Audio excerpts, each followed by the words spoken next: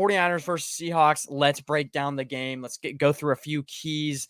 Drop in the comments who you think is going to win. I think, well, I'm not going to spoil it for you guys. I see Grandizer's already in the chat. Welcome, Grandizer. But basically, the first thing I want to get into is the Seahawks passing game. That's a huge key. That, one thing that I think will really decide the game is how well Brock Purdy can throw against the Seahawks.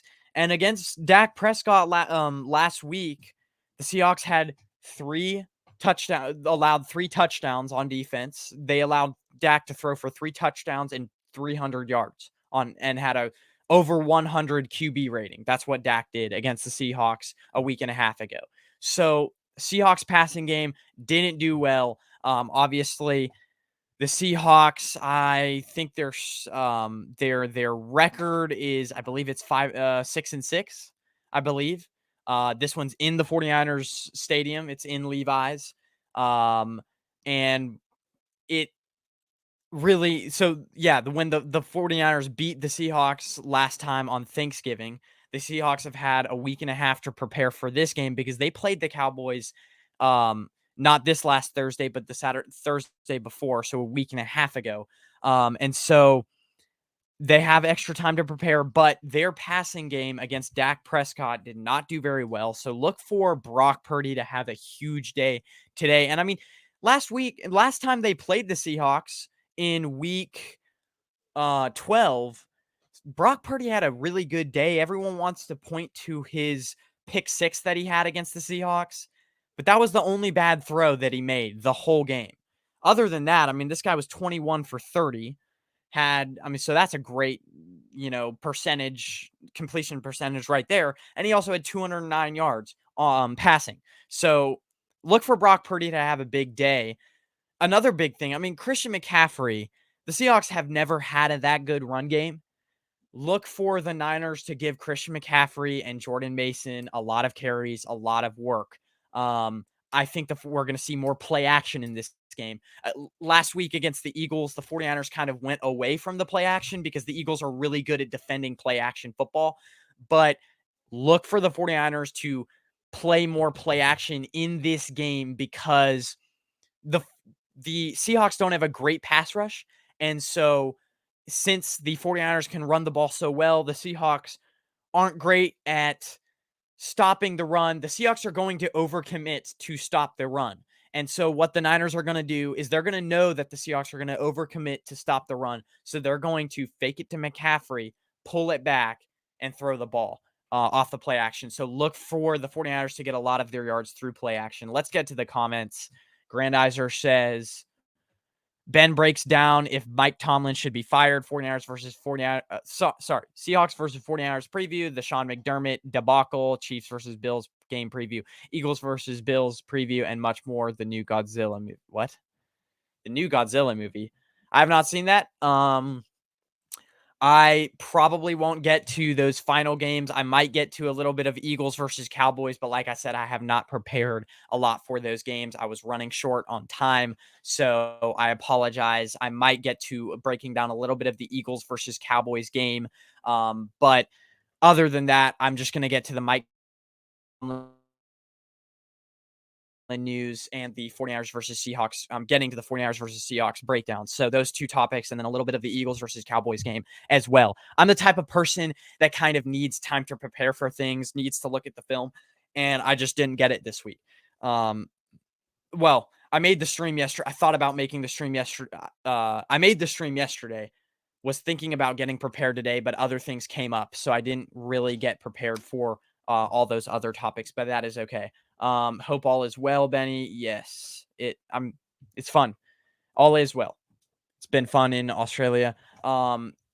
Calvin's Hobbs says Gino might not even play. Yeah, we'll get to that in actually a second. That's going to be my next topic.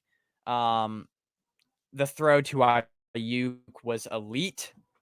I'm assuming he's talking about last time against the Seahawks, how Brock Purdy had that 25-yard dime down the middle to Ayuk. Yep, it was.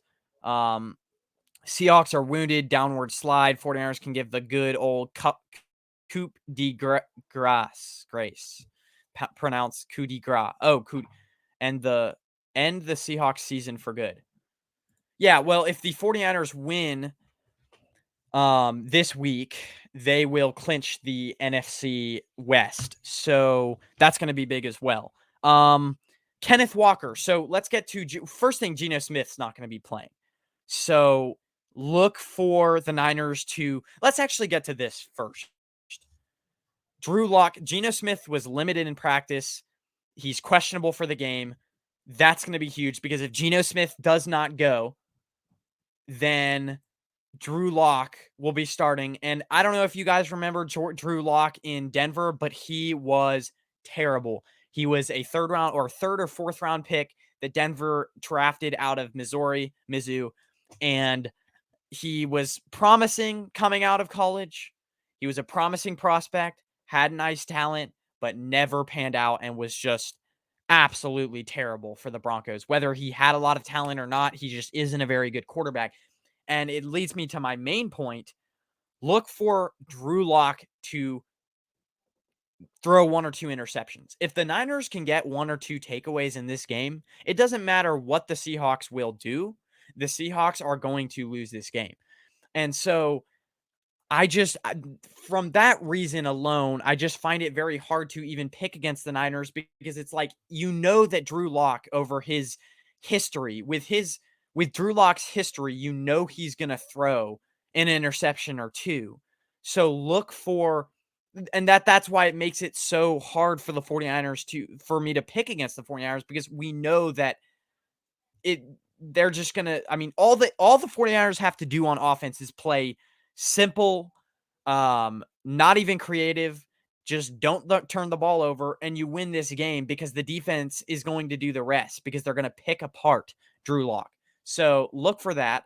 Another key, Kenneth Walker. He was a full participant in practice, I believe, yesterday on Friday, and he is probably going to play. On the flip side, Eric Armstead is obviously, as we know, out of this game. Kinlaw is replacing him as the starter.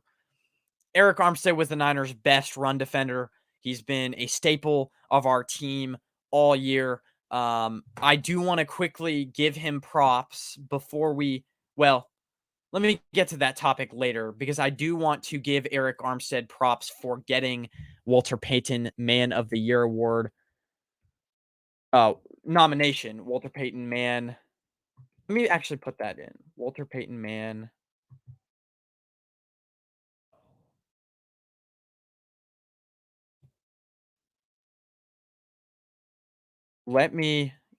I'll get to actually more on Eric Armstead in just a second because he did get the Walter Payton Man of Year nomination by the 49ers, and that was kind of cool. I wanted to touch on that.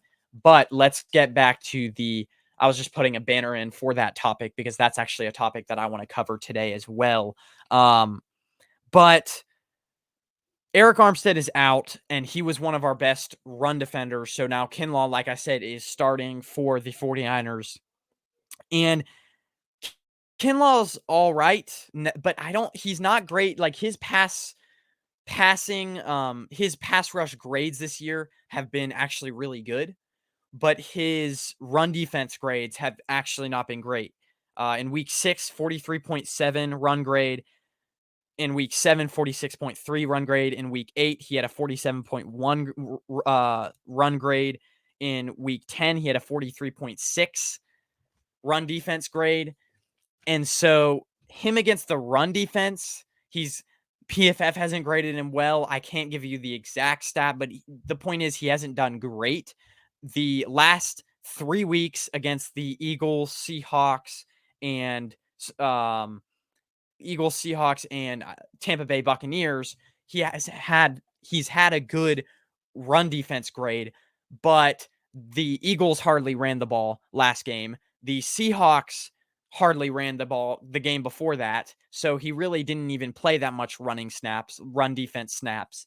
And the Tampa Bay Buccaneers hardly, they're not a good running team either. So his worst weeks were from 6 to 10. His worst graded weeks were from weeks 6 all the way till weeks 10. The last 3 weeks have been he's been pretty well graded, but he also hasn't been playing teams that commit to running the ball. So I think the Seahawks are going to, I don't know if that makes sense, but I think the Seahawks are going to have a lot easier of a time of running the ball against this team, and look for them.